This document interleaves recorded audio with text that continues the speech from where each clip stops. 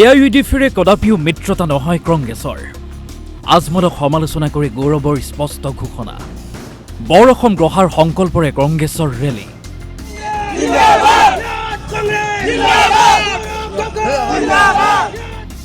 নলবাৰী পিছত হাজো শুৱালকুছি সমষ্টিত ৰণদংকা।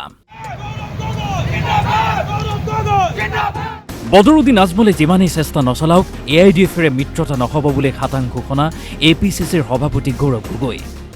আজমল সাহেব ডাঙৰীয়াৰ ওপৰত মই এটাহে কথা আগতেই ক'লোঁ, আজিও ক'লোঁ, কৈ আছোঁ যে যদি এই ধৰণৰ বক্তৃতা দি যদি ভাবে যে কংগ্ৰেছ দল AIUDF লগত মিত্ৰতা কৰিব বা মিত্ৰতা কৰিবলৈ বাধ্য হ'ব, এটা ভুল ধাৰণা।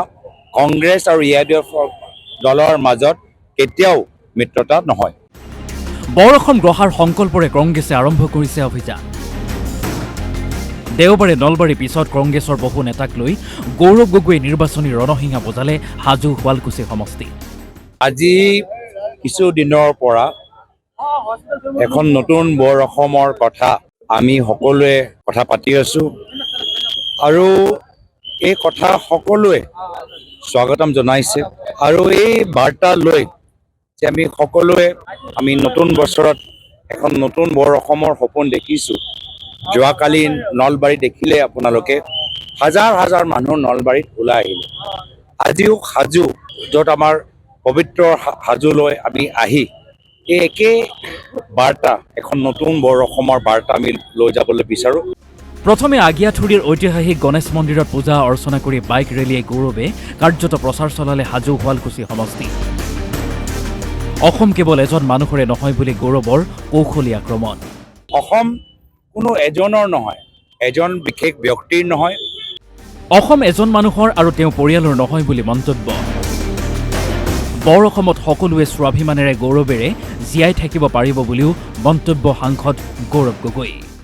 এজন বিশেষ পৰিবাৰৰ নহয়, এজন বিশেষ ঘৰৰ নহয়, এজন বিশেষ ঘৰৰ ল'ৰাৰ বাবে নহয়, সকলোৰে যে অসম, এনেকুৱা এখন নতুন বৰ অসম আমি গঢ় দিবলৈ ৰাইজৰ মাজত হাজো, পবিত্ৰ হাজোলৈ আমি আজি মানুহৰ মাজত সোমাবলৈ সক্ষম হৈছোঁ।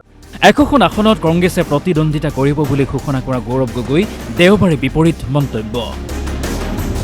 সাংবাদিকক কম নেকি বুলিহে প্ৰশ্ন কৰিলে গৌৰৱ গগৈয়ে।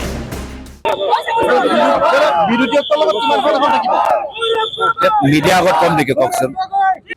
কোনে কোনে 2026 বিধানসভা নিৰ্বাচনত পাব টিকট? গৌৰৱৰ উত্তৰ। প্ৰাৰ্থী হ'বলৈ ইচ্ছা প্ৰকাশ কৰিছে, সেইকাৰণে এটা আমাৰ দলৰ প্ৰক্ৰিয়াৰ মাজত স্ক্ৰিনিং কমিটি দিয়া গৈছে, যি কমিটিৰ সভানেত্ৰী প্ৰিয়ংকা গান্ধী ডাঙৰীয়ানী হ'বলৈ গৈ আছে। হাজোৰ পৰা দিগম্বৰ কলিতা, DY 365।